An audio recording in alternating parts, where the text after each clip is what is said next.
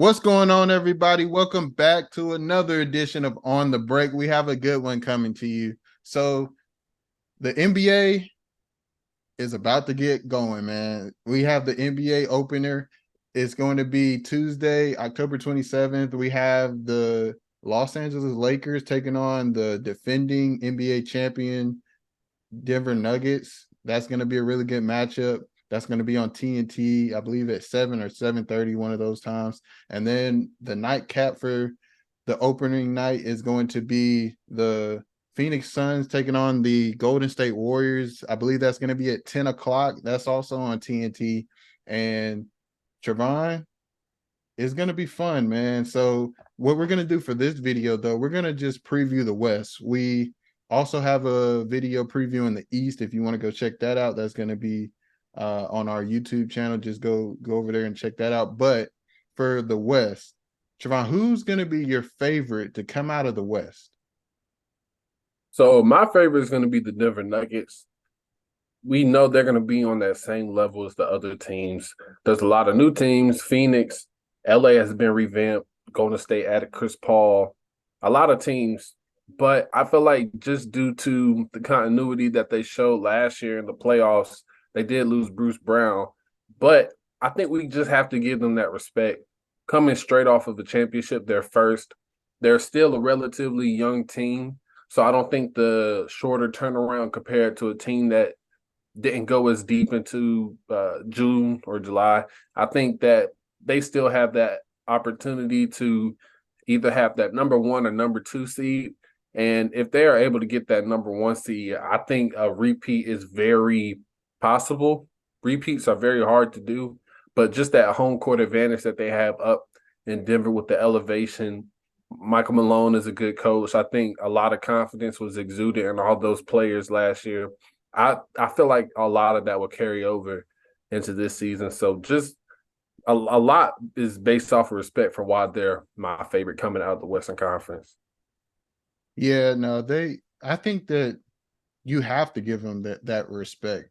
Just winning an NBA championship, I think that has to hold some sort of weight. They still have Nikola Jokic, who is what a lot of people probably consider going into this season the best player in the NBA currently. And obviously Jamal Murray has shown us the type of player that he can be throughout the playoffs. A lot of people are looking for him to show that in the regular season as well. And you still have Michael Porter Jr., along with a lot more young, talented players, as you mentioned. So it's going to be fun to watch them. And I think you have to give them that respect. But I'm going to say I think the Phoenix Suns should be the favorite, or right now is my favorite in the West, especially with all the moves that they've made this offseason. Obviously, the biggest move was getting Bradley Beal on that team. They filled out the roster with players like Yusuf Nurkic and Grayson Allen, who I think is going to be big for that team this year.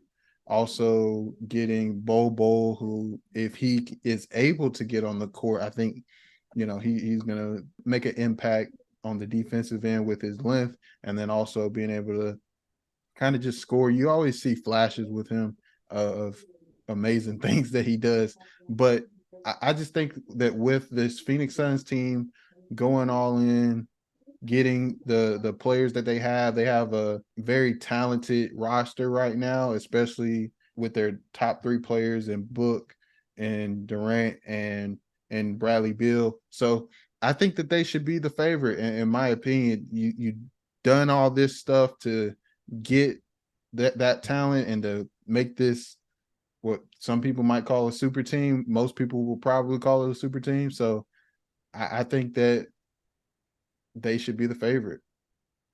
Yeah, I can't really disagree with you there too much. For me, it's going to be more so about those other guys you named rather than the three superstars that they have. We know what they're going to do. We believe they're going to figure it out. I have trust in guys like Eric Gordon and Grayson Allen, but is your Yusuf Nurkic going to provide a lot of good production for you? Is Bol going to be able to find time on the court? Is Josh Okogie going to be able to be productive? It's those guys, in my opinion.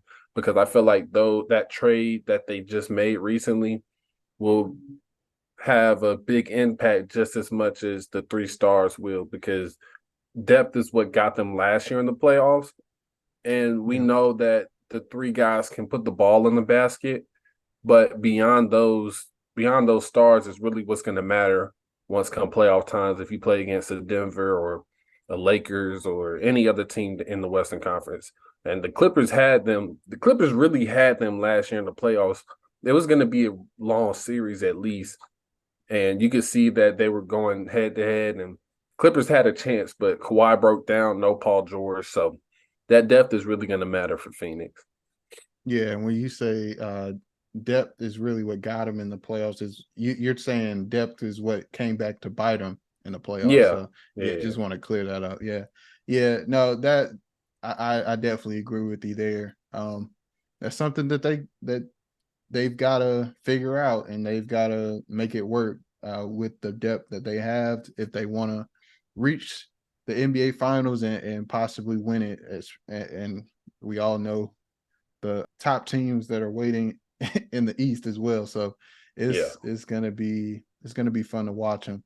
So Trevon, with that being said, who is your sneaky team in the West? And when I say sneaky team, I'm not saying this team is just going to come out of nowhere and win the championship. I'm saying more of this is the team that a lot of people think are going to be bad or be at the bottom of the league, or a team that not many people are expecting a whole bunch in terms of wins and losses, but on any given night this team can win and they're going to be competitive. So who is that team for you in the West?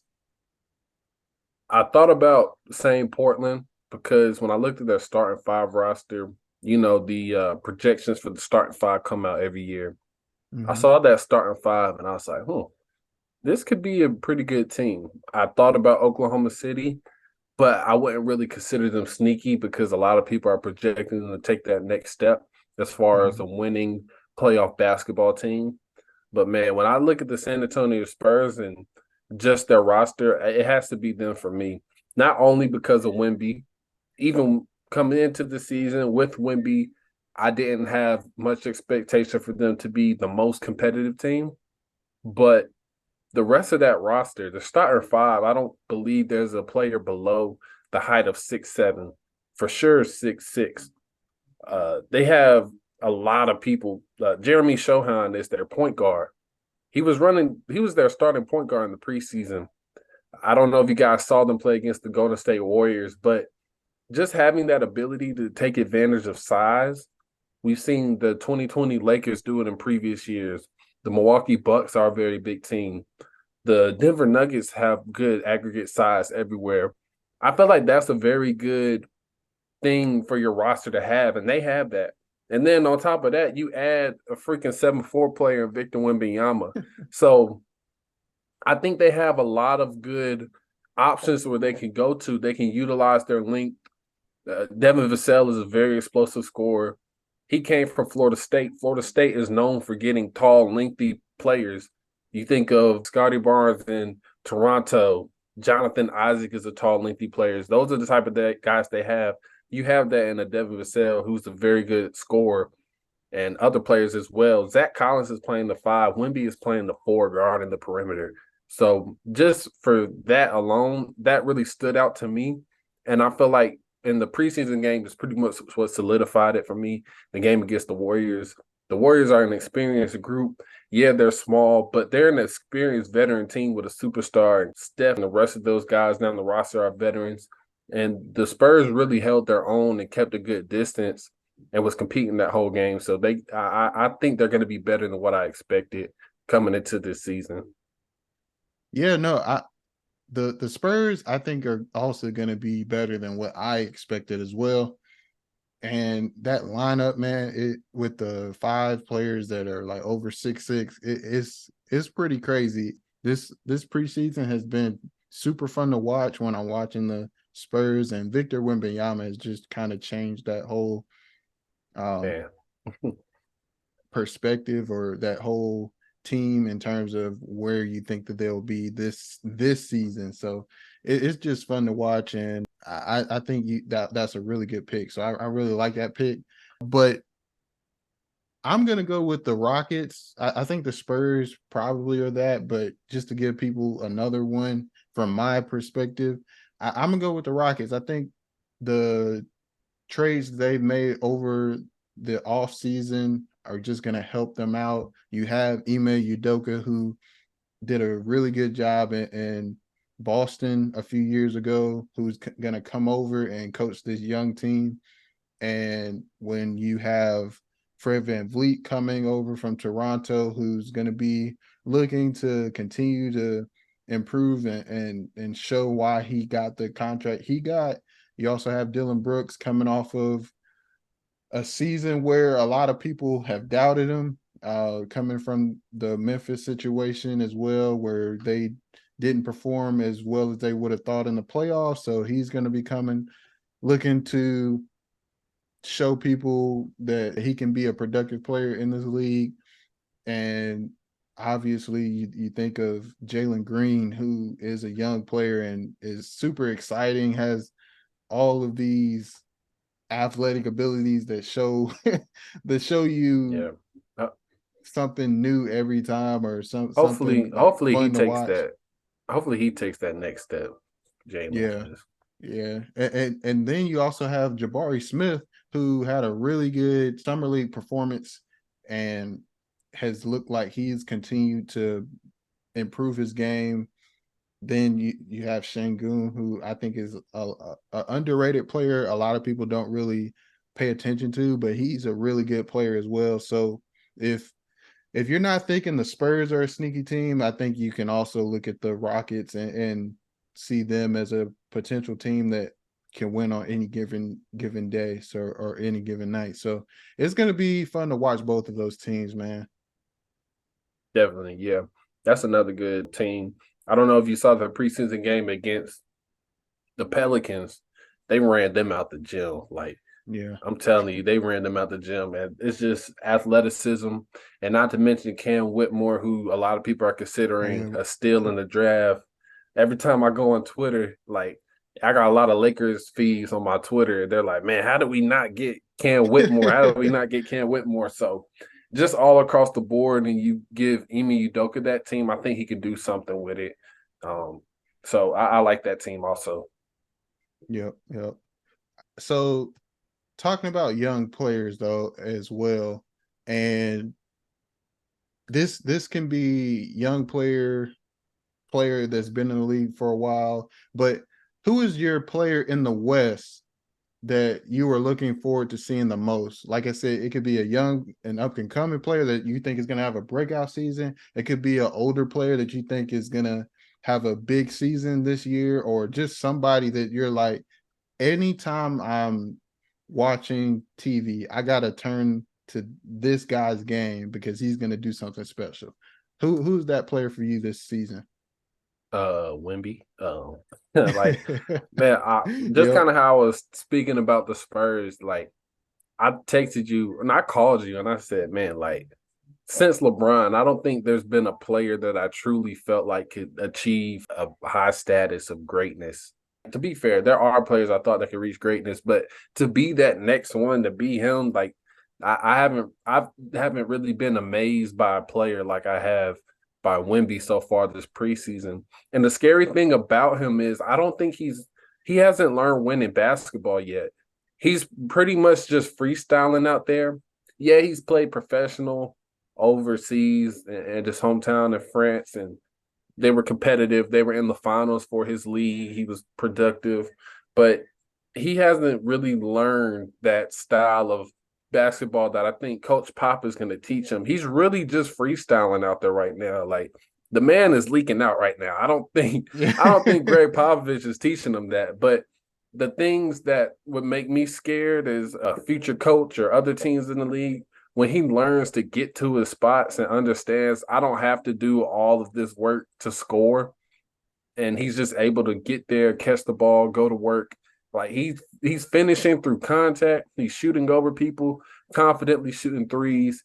He shot 7 threes in that game against the Warriors. I think he was 2 for 7. That's not terrible percentage, especially for him coming into the league for the first time. He's going to have nights where he's hot. He's going to have nights where he can't be stopped in the paint. That dunk against Miami comes to my mind in the preseason. Thomas Bryant was amazed by it. Like, there's just a lot of things that I think Wemby is going to get better at, which is the scary thing. And I think it's really the mindset that will improve. And you'll just see his game go to another level. Like, I really do think he has that potential to be one of those guys we talk about in the top 10 when his career is over. And I don't like how we're all putting this, I guess, pressure on him or high expectations. And if he doesn't reach that, I'm not gonna be one to call him a failure unless he just completely like breaks down. But I don't think he is really in his potential to be a failure. Like, it's crazy. And then that team also, it's weird. It's almost like they built that team around him before they even got Wemby. The pieces just, I think, go together very well. He gives them what they need in rim protection, the inside, a presence. He can shoot from the outside.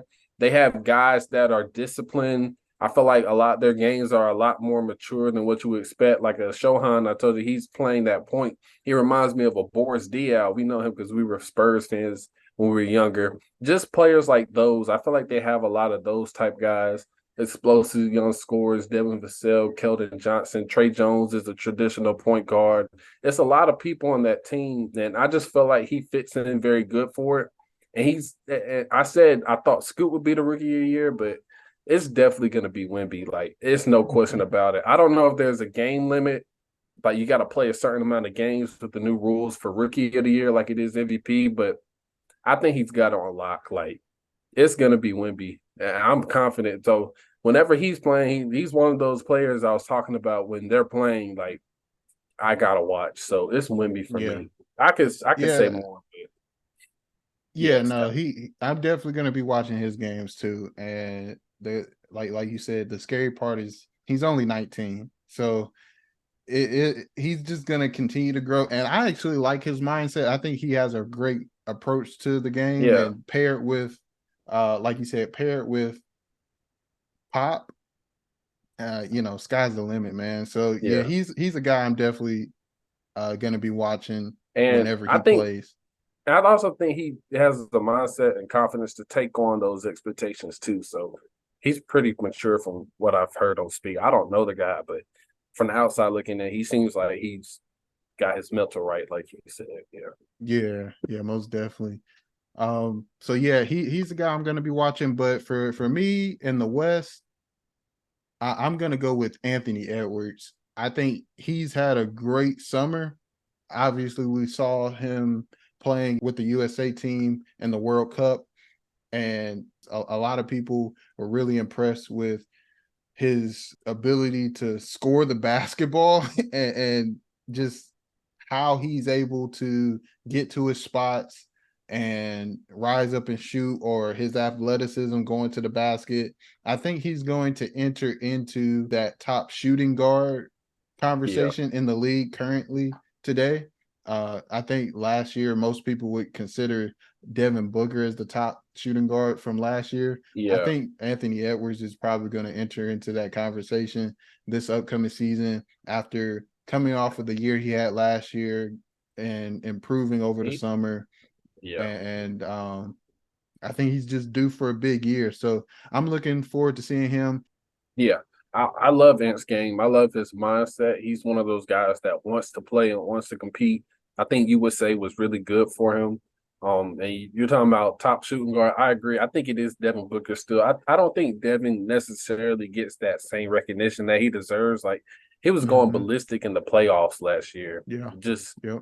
a really good scorer. I think Ant could honestly already be number two, if we're being honest. I'm trying to think of shooting guards that come to my mind, but he's definitely at least top three for what I can think.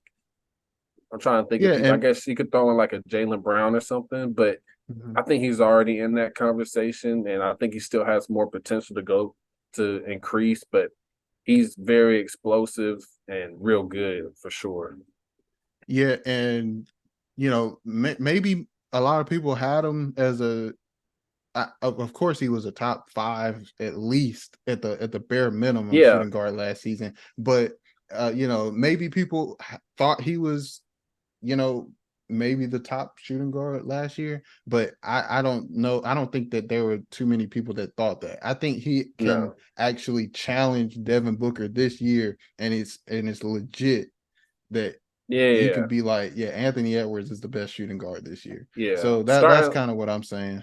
Mhm. no, I agree with you. Starting last season, I don't think we were thinking of him in that. I think this past season really is what put him in that category. What we're speaking of, I think last year was a really good year for him, and I might be going out on a limb, sounding crazy, but I think you could move Cat and get some value to build around Ant more. Honestly, like me personally, I know Cat is a great player. He's done well in his stint with the Minnesota, but I feel like just in the league, like you can't get too attached to a player. I think you gotta be open to moving on from players.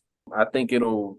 I think moving Cat, you could get some good stuff. Now, don't make no crazy trade like how it was for Gobert or nothing like that. If you're a Yeah. team out there partnering with them, but I feel like you can move Cat for some good pieces to build around Ant.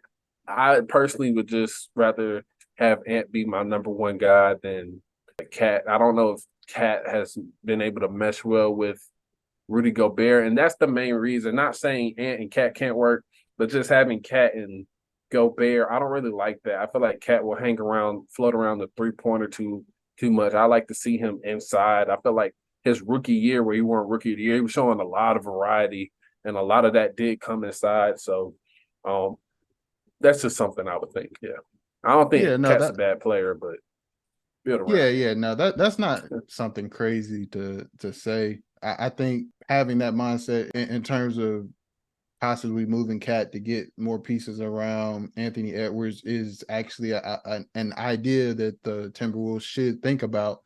And when you look at their different lineups, statistically, the two big lineup was one of their less productive lineups. Actually having one or the other, whether it was Cat in the lineup or it was Rudy Gobert, but having that one big lineup was actually more productive than having both of them on the court at the same time. And really what it was when you do have Rudy Gobert and Cat in there, you kind of turn Cat into just a spot up player, Yeah, yeah, which is, he can spot up and shoot the basketball, but it's not something that's crazy productive. He was pretty average, and you want to have Cat in multiple different situations where he can shoot the basketball, he can attack, he can post up. You want to have him in, doing a lot more things than just standing in a corner,